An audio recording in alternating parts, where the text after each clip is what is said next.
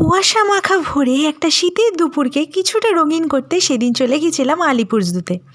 সারাটা বছর এই মারাত্মক গরম না হলে বৃষ্টির চক্করে যখন বাঙালির অবস্থা নাজেহাল, তখন বছরের এই দুটো মাস, এই ডিসেম্বর আর জানুয়ারির জন্যই অপেক্ষা থাকে বাঙালি। তাই সেই সব শীতের দুপুরগুলোতে কিন্তু ঘরে থাকতে মন একদমই চায় না।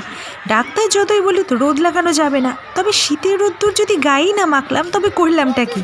তাই শীতের হাওয়া গায়ে মেখে ভোরবেলা ট্রেনে চেপে চিড়িয়াখানায় পৌঁছানো আর কমলা লেবুর খোসা ছাড়াতে ছাড়াতে গোটা চিড়িয়াখানাটাকে ঘুরে দেখা, শীতের দুপুরে এরকম একটা এক্সপিরিয়েন্স কিন্তু সবসময়ই আলাদা। ছোটোবেলা থেকে বহুবার চিড়িয়াখানায় এলেও আজও কিন্তু এক্সাইটমেন্টটা একই রকম কাজ করে। আমার পেছনে যে বাউন্ডারিটা দেখছো সেটা কিন্তু জিরাফের। ছোট থেকে কতবার দেখেছি, তাও পুরনো মনে হয় না। আর এখান থেকে আমাদের সেদিন চিড়িয়াখানায় ঘোরা শুরু হয়েছিল।